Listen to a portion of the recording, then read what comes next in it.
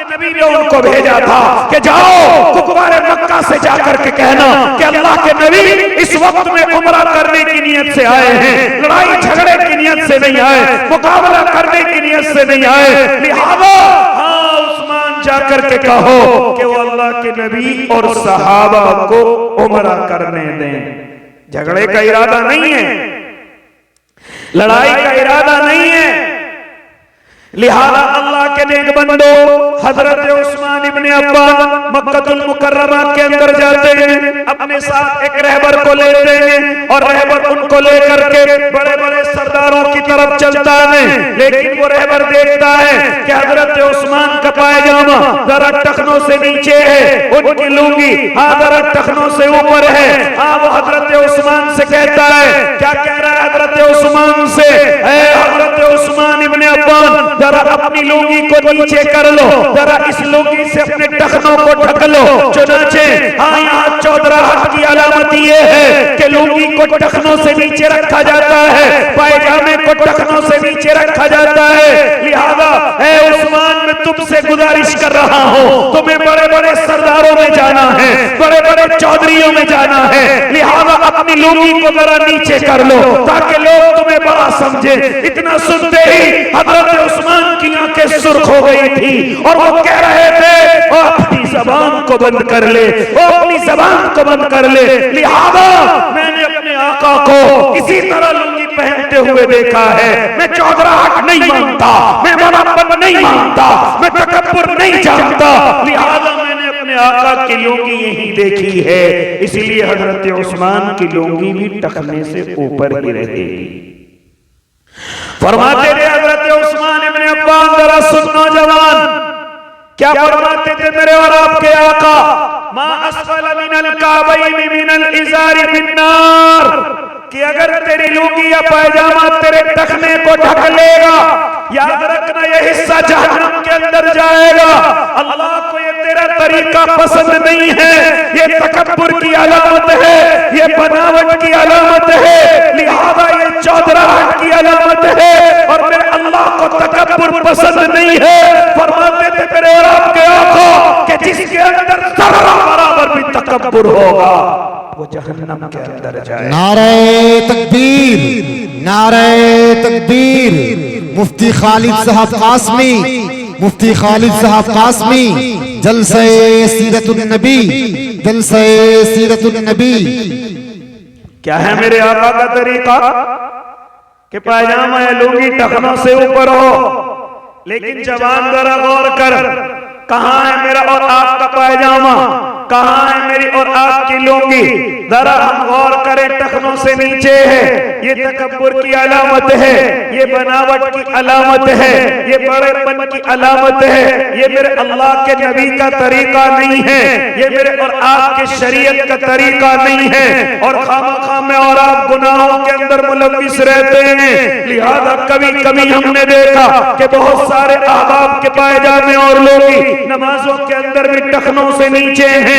लिहाजा हाँ उन टखनों से नीचे होने की वजह से ए अल्लाह के नेक बंदो, हम नमाज के अंदर भी हराम काम कर रहे हैं। हम नमाज के अंदर भी हराम काम कर रहे हैं। ये लुंगी, ये पायजामा टखनों से नीचे होना, ये नमाज के अंदर भी हराम है और नमाज के बाहर भी हराम है। लिहाजा हजरत उस्मान इब्ने अफ्फान वहां से उठते हैं और अपने रहबर के साथ मक्के के बड़े बड़े चौधरियों में जाकर के बैठते हैं। हजरत उस्मान जाकर के बैठते हैं। जानते हो उस वक्त में मक्के के बड़े चौधरी हजरत उस्मान इब्ने अफ्फान से कहते हैं, क्या कहते हैं, ए अल्लाह के नेक बंदे उस्मान, हम तुम्हारे नबी को तो उम्रे की इजाजत नहीं देंगे, हाँ उनके साथ सहाबा को इजाजत नहीं देंगे, लेकिन ए उस्मान अगर तुम चाहो, तुम मक्के के बड़े मालदार हो, तुम मक्के के बड़े ताजिर हो, तुम मक्के के बड़े सरदार हो, अगर तुम चाहो तो अकेले उमरा कर सकते हो, तुम्हारे नबी को इजाजत नहीं है, नबी के साथ सहाबा को इजाजत नहीं है। जानते हो क्या फरमाया था मेरे आका के बारे में हजरत उस्मान इब्ने अफ़्फ़ान ने? ऐ मक्के के लोगों, अपनी जबान को बंद कर लो। अरे ऐसे उम्रे से मैं क्या फायदा उठाऊंगा कि जिस उम्रे में मेरे आका मेरे साथ ना हो, जिस उम्रे में मेरे महबूब मेरे साथ ना हो, ऐसे उम्रे का मैं क्या करूंगा? अरे मैं आका के साथ उम्रा करने आया हूं, लिहाजा उन्हीं के साथ उम्रा करके जाऊंगा। यह है सहाबा की अल्लाह के नबी से मोहब्बत, अल्लाह के नबी से दीवानगी। अरे कहां तक गुफ्तगू करूं, आओ तुम्हें बतलाता चलो। यही हजरत उस्मान इब्ने अफ़्फ़ान हैं। जानते हो एक मर्तबा अल्लाह के नबी की खिदमत में हाजिर होते हैं और आकर के अर्ज करते हैं, ए अल्लाह के नबी, आज तुम्हारी हमारे घर पर दावत है। अल्लाह के नबी, आज तुम्हें मेरे घर पर दावत के लिए चलना है। चुनाचे अल्लाह के नबी ने हजरत उस्मान की दावत को कबूल किया। ए उस्मान, हम तुम्हारी दावत को क्यों ना कबूल करें? और फिर आका फरमाते थे कि मुसलमान का मुसलमान पर जहां बहुत सारे हुकूक हैं, उनमें से एक हक ये है कि अपने मुसलमान भाई की दावत को कबूल कर ले। अपने मुसलमान भाई की दावत को कबूल कर ले। और उसी के साथ साथ फरमाते ये एक हक नहीं है बल्कि 5 हुकूक हैं जो मुसलमान को मुसलमान के अदा करने चाहिए। इन्हीं 5 हुकूक के ताल्लुक से गुफ्तगू करूंगा। अल्लाह मुझे भी अमल की तौफीक दे दे, आपको भी दे दे। क्या फरमाते थे मेरे और आपके आका? खम्सुम मिन हक़्क़िल मुस्लिमी रद्दुत तहिय्यति व इजाबतुद दावती व शुहूदुल जनाज़ती व इयादतुल मरीज़ी व तशहीतुल आतिसी इज़ा हमिदल्लाह। फरमाते थे मेरे और आपके आका कि मुसलमानों के मुसलमानों पर 5 हक हैं। सबसे पहला फरमाते थे कि अगर कोई मुसलमान तुम्हें सलाम करे तो तुम उसके सलाम का जवाब दे दो, तुम उसके सलाम का जवाब दे दो। और जितनी दौर से उसने सलाम किया उसी अंदाज में दो। हाँ वो अल्लाह के नेक बंदो, अगर तुम्हारा मुखालिफ है तब भी जवाब दो, अगर तुम्हारा दुश्मन है तब भी जवाब दो, अगर तुमसे बड़ा है तब भी जवाब दो, अगर तुमसे छोटा है तब भी जवाब दो। लिहाजा फरमाया करते थे मेरे और आपके आका कि मुसलमान का मुसलमान पर सबसे पहला हक ये है कि अगर कोई मुसलमान भाई तुम्हें सलाम करे तो उसके सलाम का जवाब दे दो। ये नहीं कि मेरा दुश्मन है, ये नहीं कि मेरा मुखालिफ है, ये नहीं कि मुझसे छोटा या मुझसे बड़ा है, बल्कि अगर कोई मुसलमान तुम्हें सलाम कर रहा है तो उसके सलाम का जवाब दीजिए। ओ अल्लाह के नेक बंदो, आज न जाने में और आप जरा जरा से गुस्से की वजह से अपने भाइयों के सलाम का जवाब नहीं देते। हम अपने भाइयों को मुस्कुरा करके बात नहीं करते। फरमाते थे मेरे और आपके आका कि अगर किसी को अपने घरों में बरकतें चाहिए, अपने घर में तरक्की चाहिए, अपने घर में रोजी की ज्यादती चाहिए, फरमाते थे मेरे आका, हाँ सलाम को आम कर लो। जब तुम घर के अंदर जाओ तो सलाम करो, घर से निकलो तो सलाम करो। बीवी के इंतजार में न रहो कि बीवी सलाम करेगी, बच्चे सलाम करेंगे। ना ना, अगर तुम चाहते हो तुम्हारे घरों के अंदर बरकतें आ जाएं, अगर तुम चाहते हो तुम्हारे अंदर से तकब्बुर खत्म हो जाए, अगर तुम चाहते हो कि तुम्हारे अंदर घरों में रोजियों में बढ़ोतरी आ जाए, तो सलाम को आम करो। सलाम किया भी करो, सलाम लिया भी करो। ये सबसे बड़ी बरकत की अलामत है। इसके बाद दूसरा हक फरमाते थे मेरे और आपके आका कि अगर कोई मुसलमान भाई दावत करे तो उसकी दावत को कबूल करो। लिहाजा ये न समझो कि मेरी दावत में नहीं आया था मैं भी इसकी दावत में नहीं जाऊंगा, लिहाजा ये मेरे बेटे के निकाह में नहीं आया था मैं भी नहीं जाऊंगा।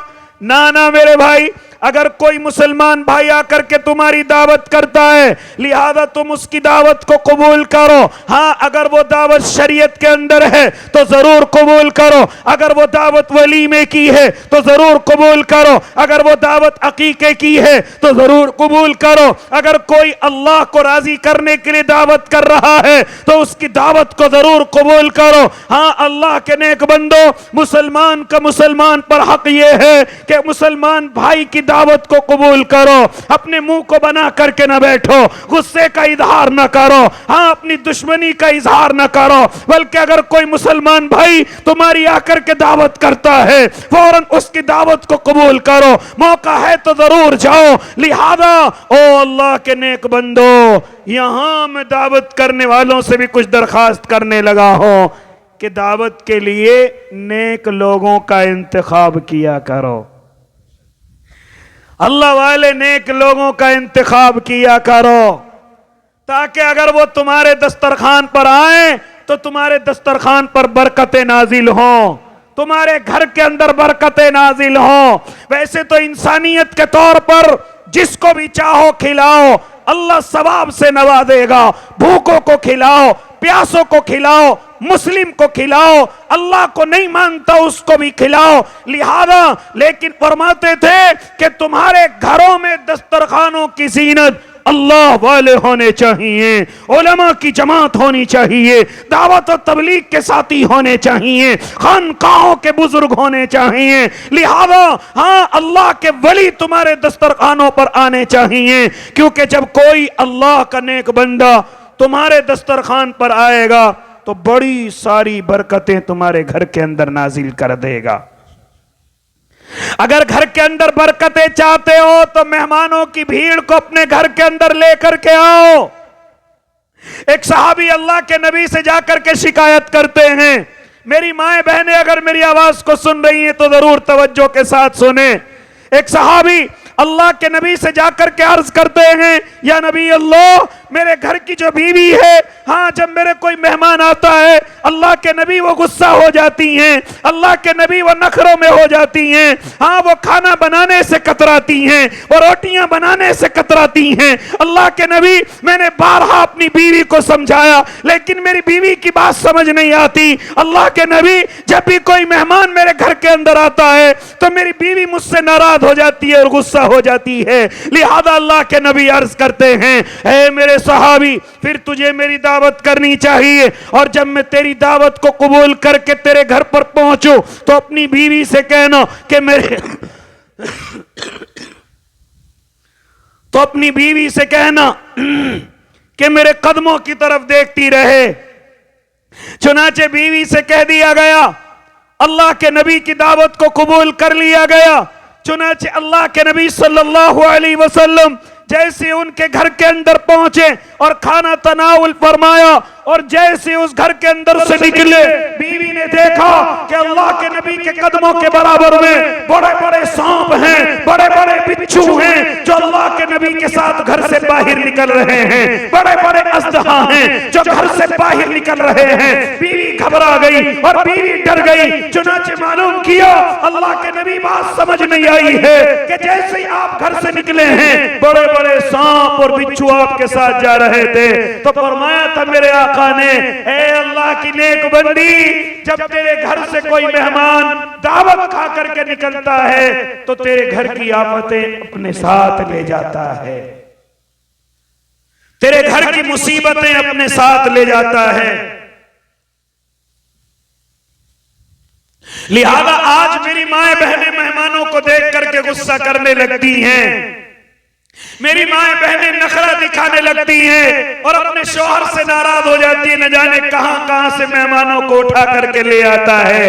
ऐ अल्लाह की नेक बंदियों, ये मेहमान घर की बरकतें हैं, ये मेहमान रोजियों की बढ़ोतरियां हैं, ये मेहमान तेरे शौहर के कारोबार की तरक्कियां हैं, ये मेहमान तेरे बेटों के कारोबार की तरक्कियां हैं। जिन घरों के अंदर मेहमानों की ज्यादती होती है, जिन घरों के अंदर दूसरे लोग खाना ज्यादा खाते हैं, अल्लाह उनकी की रोजियों में बरकतें ज्यादा करता है। क्या आपको मालूम नहीं कि हजरत मूसा अलैहिस्सलातु व तस्लीम का जमाना है और एक बेचारा गरीब कमजोर आदमी हजरत मूसा की खिदमत में हाजिर होता है और आकर के अर्ज करता है, ए मूसा, मैं रोजी रोटी से जरा परेशान हूँ, जरा अपने अल्लाह से कह करके मेरे हिस्से की जितनी रोजी रोटी है वो मुझे आज ही मिल जाए, लिहाजा मैं उसको खा करके इस दुनिया से जाना चाहता हूँ। ए हजरत मूसा, आप अल्लाह से जरा दरखास्त कीजिए कि मेरे हिस्से के अंदर जितनी रोजी है वो रोजी मुझे इकट्ठी दे दी जाए। चुनांचे हजरत मूसा अल्लाह रब्बुल इज्जत से दुआ करते हैं, ए रब्बे करीम, इस बंदे की जो रोजी है वो रोजी इसको आज ही इकट्ठी दे दी जाए। चुनांचे अल्लाह ने दुआ कबूल फरमाई। हजरत मूसा वापस चले गए, लेकिन कुछ जमाने के बाद हजरत मूसा का एक बस्ती से गुजर हुआ। देखते हैं कि एक बड़ा महल है, एक बड़ा अच्छा मकान है और बड़ा दस्तरखान सजा हुआ है। कई सौ आदमी उस दस्तरखान से उठ करके खा करके जा रहे हैं। हजरत मूसा ने मालूम किया ये दस्तरखान किसका है, यहाँ खाने वाले कौन हैं। चुनांचे बतलाया गया कि ये बुला इंसान है। हजरत मूसा ताज्जुब में पड़ गए और कहने लगे, अरे ये तो वही इंसान है जिससे मैंने अल्लाह से दुआ की थी, अल्लाह इसकी सारी रोजी वापस कर दीजिए। हाँ, जितनी इसके हिस्से में रोजी है अल्लाह इसकी रोजी दे दीजिए, ये दुनिया से जाना चाहता है। लिहाजा अल्लाह, लेकिन मैं देख रहा हूँ ये तो और ज्यादा मालदार हो गया, इसका तो बड़ा महल बन गया, इसका तो दस्तरखान बड़ा वसी हो गया। अल्लाह, इसके दस्तरखान से तो रोजाना कई सौ आदमी खाना खा करके जा रहे हैं। अल्लाह, बात समझ नहीं आई। अल्लाह के हुजूर हाजिर हुए और फरमाया, ए अल्लाह, ये बात समझ नहीं आ रही है, ये कौन है? हाँ, इतना गरीब आदमी आज इतना मालदार कैसे बन गया? चुनांचे अल्लाह की तरफ से आवाज आई, ए मूसा, यकीनन इसकी सारी रोजी वापस कर दी गई थी, लेकिन ये अक्लमंद निकला। इसने अपनी रोजी को खुद नहीं खाया बल्कि मेहमानों को खिला दिया। जैसे इसने दूसरों को खिलाया मैंने इसकी रोजी को और बढ़ा